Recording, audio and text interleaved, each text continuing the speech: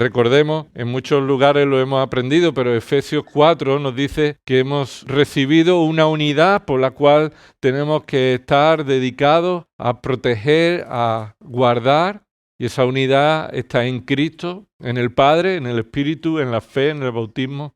En esas realidades es como el Señor nos ha dado esa unidad. Lo que es para la gloria de Dios es lo que es conforme a la voluntad de Dios. No puedes decir que tú quieres buscar la gloria de Dios en base a tu propia opinión, en base a tus propias motivaciones y al margen de la voluntad de Dios. Lo que es para la gloria de Dios es aquello que es conforme a la voluntad de Dios. Eso glorifica a Dios. En muchas ocasiones la unidad precisamente se construye en esas cosas que lo frenan. No vamos a decir nada a nadie, que todo el mundo esté tranquilo, que cuando vengan se sientan bien y cuando se vayan contentos, porque todo lo que han escuchado y han hecho y se les ha dado es agradable, pero no para su santificación, sino para dejarlos como están, como siguen viviendo, sin que nada en sus vidas tenga que cambiar.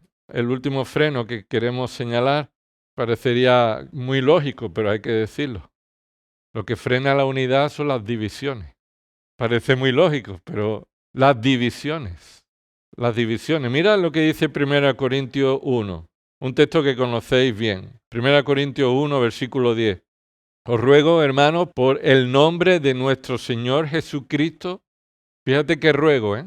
Te lo ruego por el nombre de nuestro Señor Jesucristo. No es una petición cualquiera, es poniendo en consideración, en valor, el nombre, el prestigio, la gloria del Señor Jesucristo.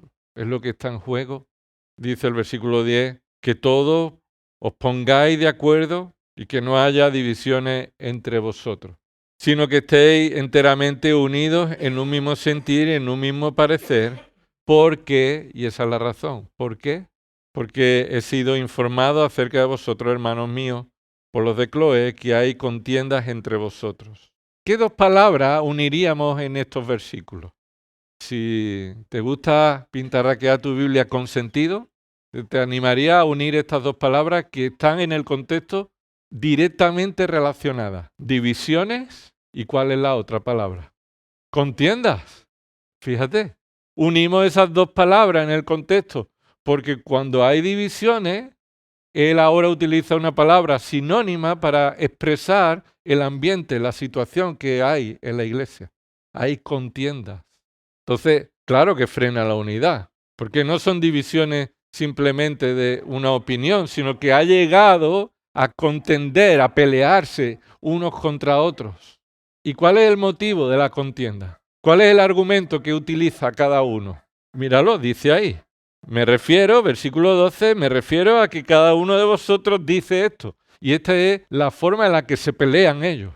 Yo soy de. Y cuando dice yo soy de, ¿qué significa? Yo soy de ese grupo. Yo soy de ese grupo. Del grupo que sigue a él. No solamente yo estoy de acuerdo con él, sino que yo soy de su grupo. Yo me identifico con él. Él es a quien seguimos y estamos peleados con los demás. Mira, dice versículo 12, yo soy de Pablo, yo de Apolo, yo de Cefas, y otros dicen yo de Cristo. Personas se pelean utilizando a otras personas que no se pelean.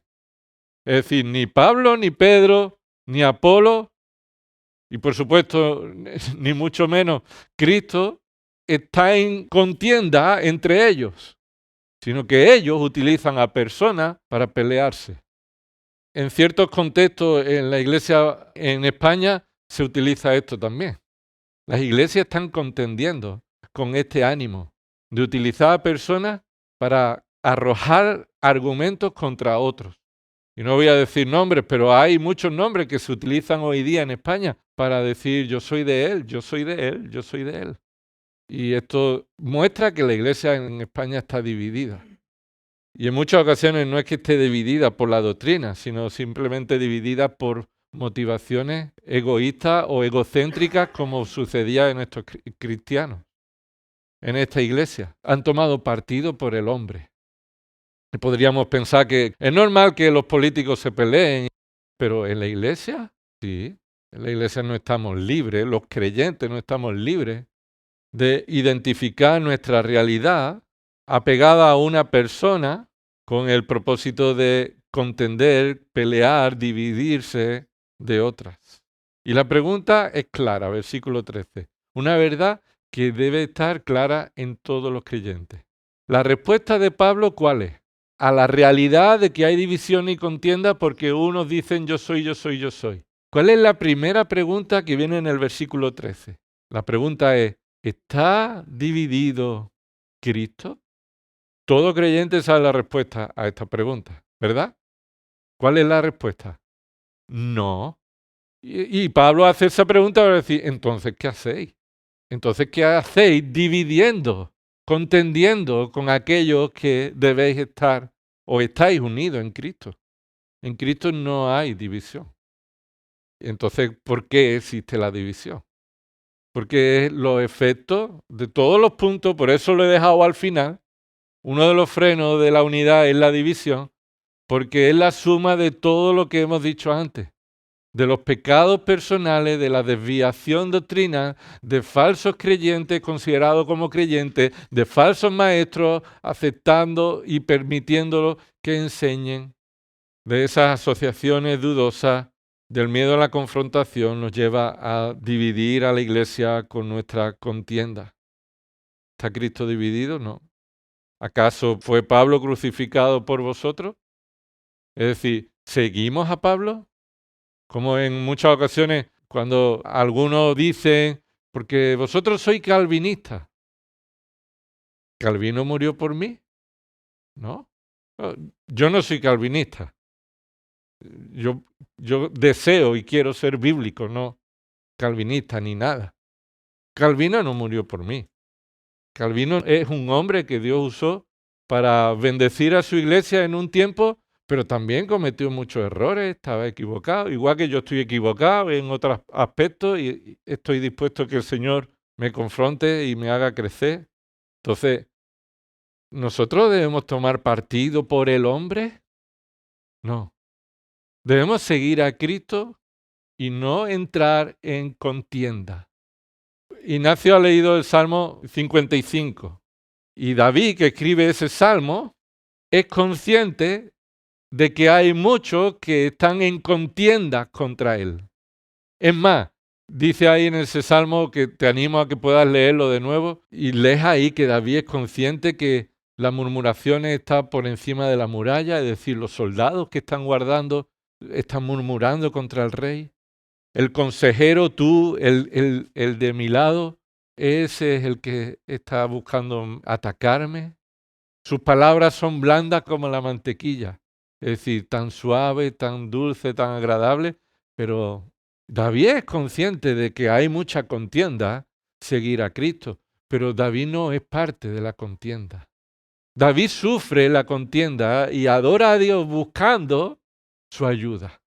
David ora a Dios y dice, dale lo que se merece, escucha lo que dicen. Y David no responde con el mal al mal. Entonces es inevitable que sufra el creyente y la iglesia la contienda. Sí es evitable que nosotros participemos de la contienda. Que nosotros contendamos, que nosotros peleemos, que nosotros defendamos con los mismos deseos pecaminosos que en muchas ocasiones la iglesia recibe. Entonces, ¿está Cristo dividido? No. Estamos unidos en Cristo todos aquellos que hemos creído en Él como resultado de la obra de Dios en el corazón. Y nos da la fe para creer y creer a Cristo y creer en Cristo. Y a partir de ahí sufrir todos los ataques sin participar en la contienda. Entonces, no estamos llamados a participar en una división que va acompañada de contienda, de pelea, de lucha carnal. Más bien a veces hay que saber cuándo es el momento de, en lugar de crear división, desaparecer para buscar al Señor en otra congregación que si sigue fielmente la palabra de Dios, cuando uno se da cuenta que está en un sitio que no glorifica a Dios en los parámetros bíblicos. No glorifica a Dios es que no actúe ni enseña ni se vive lo que la palabra de Dios enseña. Mira lo que dice Tito, capítulo 3, versículo 9. pero evita controversias necias, genealogía, contienda y discusiones acerca de la ley, porque son sin provecho y sin valor. Una pregunta, ¿hay que pelear todas las batallas? Según este pasaje, no hay que pelear todas las batallas. Porque Pablo le está diciendo a Tito, evita ciertas batallas, ciertas controversias, ciertas peleas, ciertas discusiones. Aquellas que no buscan exaltar a Cristo y precisamente con personas que solamente buscan la discusión, no tiene deseo de buscar la voluntad de Dios. Así que le dice, evita estas controversias necias. Pero empieza el versículo 9 con pero, ¿verdad? ¿Qué ha dicho antes? Versículo 8. Palabra fiel es esta, y en cuanto a estas cosas quiero que hables con firmeza, para que los que han creído en Dios procuren ocuparse en buenas obras. Estas cosas son buenas y útiles para los hombres, pero hay cosas que no son útiles. Así que hay que diferenciar entre las peleas que no son útiles, que no son bíblicas, que son de discusiones de hombres, utilizar a una persona para exaltarnos porque somos de los buenos, cuando en realidad el énfasis está en que debes predicar la palabra con firmeza, con autoridad bíblica. Esto es lo que la Biblia dice. Y no voy a decir otra cosa. ¿No es lo que Pablo está diciendo a Tito? Habla lo que está de acuerdo con lo que dice. Mirad el capítulo 2, versículo 1. Pero en cuanto a ti, enseña lo que está de acuerdo con la sana doctrina. Enseña lo que está de acuerdo con la sana doctrina. Hazlo. Y le dice otra vez capítulo 3, versículo 8, esto es una palabra fiel. La sana doctrina es una palabra fiel. Y así que en cuanto a todas estas cosas quiero que hables con firmeza. No te andes por las ramas. Después esto va a traer discusiones. Pues evita ciertas discusiones. No pelees todo. Ahora, céntrate en cuál es tu cometido y el cometido de los creyentes. Versículo 10. Al hombre que cause divisiones, después de la primera y segunda amonestación, ¿a qué nos recuerda esto? Primero habla con tu hermano a solas, después busca uno o dos para que en boca de dos o tres. Si no te escucha, habla a la iglesia, y si no, entonces la iglesia debe considerarlo así. Y este es el punto, es lo que está diciendo, hay una progresión. Si hay un hombre que causa divisiones y es aquel que se resiste a lo que tú estás enseñando fielmente, con firmeza, y hay personas que se dedican a discutir y debatir, en lugar de afectar a la iglesia con todas esas discusiones, a ese hermano que causa divisiones, repréndelo. Una y dos veces, esto es progresivamente, bíblicamente, las veces que haga falta, y si no, entonces deséchalo. ¿Por qué? Porque va a afectar a la iglesia. Hay divisiones que son legítimas, vamos a usar la palabra correcta. Hay divisiones que son bíblicas, sí, momentos en el que alguien tiene la actitud como los de Corintios de entrar en discusiones y polemizar, no está dispuesto a escuchar la palabra fiel, que se habla con firmeza, con claridad, y la respuesta es, bueno, si esa persona en lugar de, oye, no lo entiendo y quiero entender lo que la Biblia enseña y lleva un proceso, gloria a Dios. Pero esta no es la persona que aquí se está hablando del versículo 10, no es alguien que está escuchando la palabra y no llega a entenderlo todo y tiene luchas en su mente y el Señor le está llevando a crecer poco a poco y el pastorado y los hermanos nos ayudamos mutuamente para crecer en madurez de la palabra. No, este es quien crea divisiones con contienda, que va a dividir la iglesia. Antes de que divida la iglesia, ¿qué hay que hacer? Dice ahí, deséchalo. Versículo 11, sabiendo que. Qué bendición que la palabra de Dios nos dice que hagamos cosas y además nos da las razones. No solamente te dice deséchalo y empiezas tú ahí con dudas. Ahora te da una razón. Hazlo sabiendo esto, teniendo en cuenta esta verdad, sabiendo que el tal es perverso y peca habiéndose condenado a sí mismo. Esto es igual a tal no es creyente. Y su motivación y respuesta a la palabra fiel predicada con firmeza ha sido la de atacar y dividir y pelear Así que deséchalo teniendo en cuenta una cuestión, que no estás desechando a un hermano tuyo que está en Cristo y no estás teniendo paciencia con él. No, estás desechando a alguien teniendo en cuenta una verdad. ¿Cuál es la verdad? Que el tal persona, él, ¿qué dice? Es perverso. Esa es palabra utilizada para alguien que está pervertido profundamente. Alguien que está con un corazón no regenerado. Es perverso, peca y se ha condenado a sí mismo. Él es el responsable de esa condenación. Así que esta es una de las formas en la que en la iglesia la unidad se ve frenada. No debemos ser causa de división, no debemos procurar dividir, pero sí la palabra de Dios nos enseña que en ocasiones las divisiones forman parte de la vida de la iglesia cuando esto está afectando a la congregación. Entonces, ¿existen razones legítimas para que una congregación se divida? ¿Sí o no? Sí, las hay. Cuando hablamos de divisiones en la iglesia, estamos trayendo a nuestra mente experiencias muy negativas y desagradables, que hemos vivido posiblemente personalmente, que hemos visto posiblemente en otras personas. Y la idea que tenemos de estas divisiones están condicionadas con la experiencia que hemos vivido. Veo las divisiones en base a lo que yo he vivido en supuestas divisiones.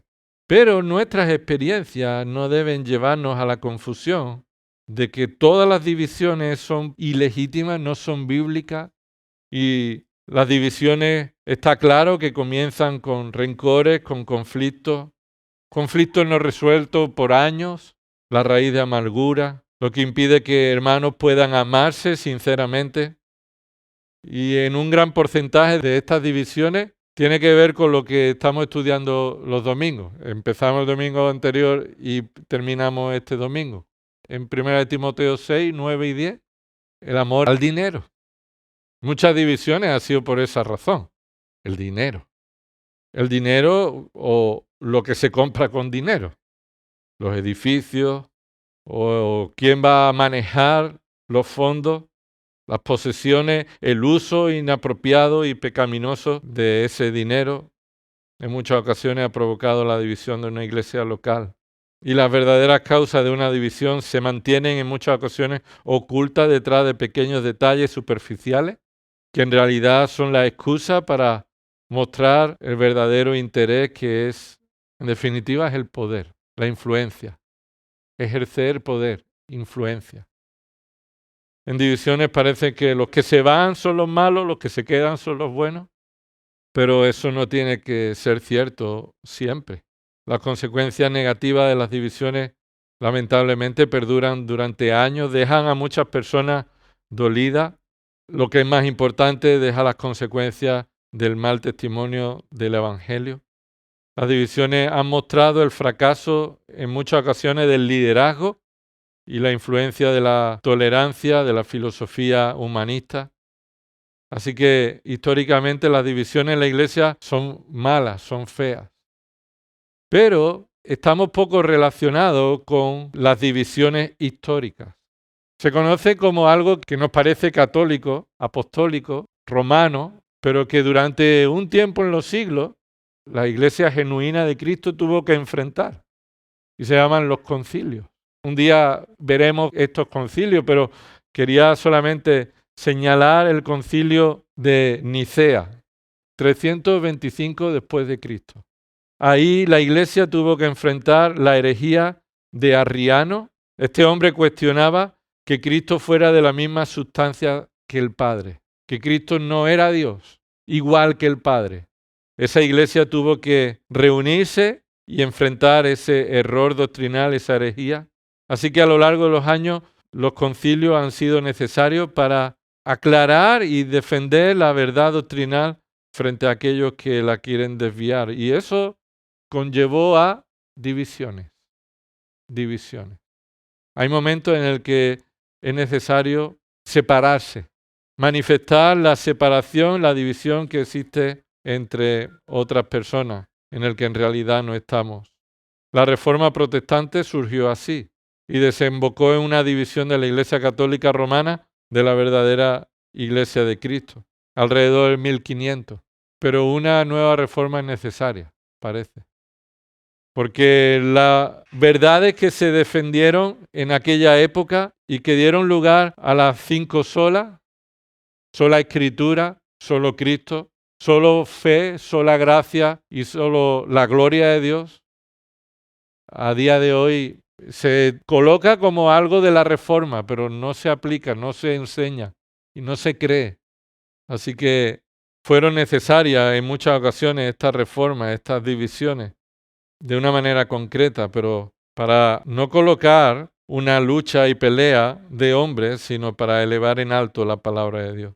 Así que cuando los creyentes somos llamados a guardar la pureza de la verdad, esto nos va a llevar a un punto en el que la Biblia advierte claramente que la división pecaminosa de la iglesia va contra la persona de Cristo, pero que debemos confrontar el error y separarnos o separar a aquellos que pervierten, que están pervertidos. Así que la unidad de la iglesia no es posible en ocasiones por la falta de pureza. En ocasiones no es posible. Y somos llamados a contender por la fe que fue una vez dada a los santos, como dice Judas 3, y guardar la verdad. Pero no una verdad que nos envanezca, sino una verdad que glorifique a Dios. Porque también somos especialistas en utilizar la verdad bíblica para enaltecernos nosotros como los fieles. Así que no está justificado dejar de ser puro para mantener la unidad. Lo vuelvo a repetir. No está justificado dejar de ser puro en la palabra de Dios para mantener la unidad. Ahí no hay unidad. Cuando estamos dispuestos a no mantener la doctrina pura, la doctrina bíblica. No estamos llamados a pelear ni levantarnos en guerra contra nadie. Estamos llamados a defender la verdad, que es diferente, que no es lo mismo. No estamos llamados a atacar a personas que no enseñan ni creen lo que creemos que la Biblia enseña y empezar a hacer cosas prácticas contra ellos. Estamos llamados a defender la Escritura y si somos atacados, llevar toda nuestra lucha, nuestra preocupación en tal situación delante de los pies de Cristo. Así que la unidad y la pureza no pueden separarse. La unidad y la pureza es necesaria. La división está justificada bíblicamente si son para una disciplina personal, para una confesión de pecado o para apartarnos de la doctrina falsa. La división en ocasiones es la última solución después de haber procurado la restauración, la corrección, el arrepentimiento. Como dice Romanos 12, 18. Si es posible, en cuanto dependa de vosotros, estad en paz con todos los hombres. Si es posible, ¿y qué significa si es posible? No siempre es posible. Y ahora nos dice, en cuanto dependa de vosotros, y bueno, si no es posible, que no sea por ti, ¿no? En cuanto dependa de vosotros, si es posible, está en paz con todos los hombres. Pero eso no nos lleva a que se nos permite o está justificada ser tolerante con aquello que divide a Cristo, que es la falsa doctrina, que es el pecado no confesado, que es la falta de amor. Así que en el proceso de la división necesaria se debe mantener una dependencia del Señor con corazones limpios, cuidando la honra del nombre de Cristo, no defendiendo nuestro honor, el testimonio público. No debe estar la ira, no debe estar la venganza, no debe estar la soberbia, el orgullo.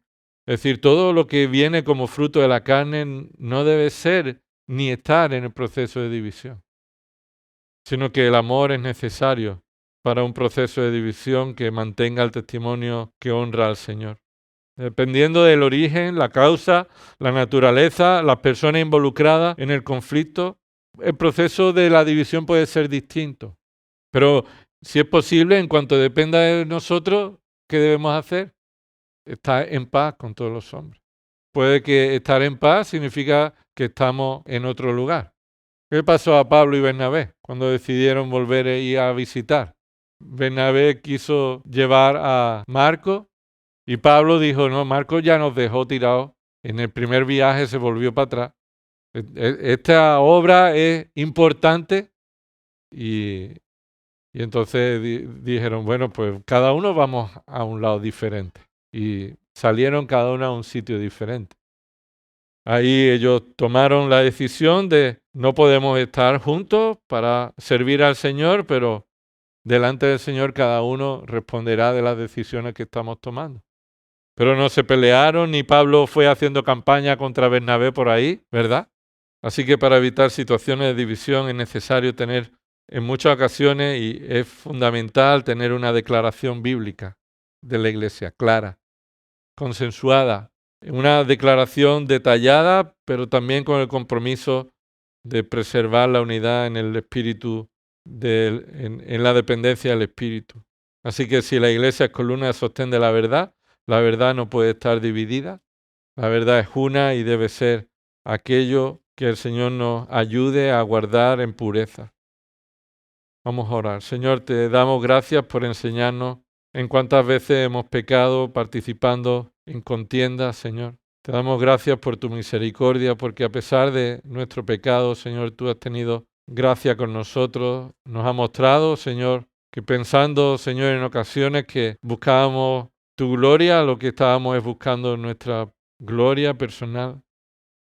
Señor, pero que esto no nos lleve a la tolerancia o a permitir la impureza doctrinal, Señor, sino que esto nos lleve a depender de ti para confiar, descansar, Señor, en que tú eres quien vas a defender tu gloria, Señor, y no entremos en ataque, en contienda, Señor, de palabras, de discusiones inútiles.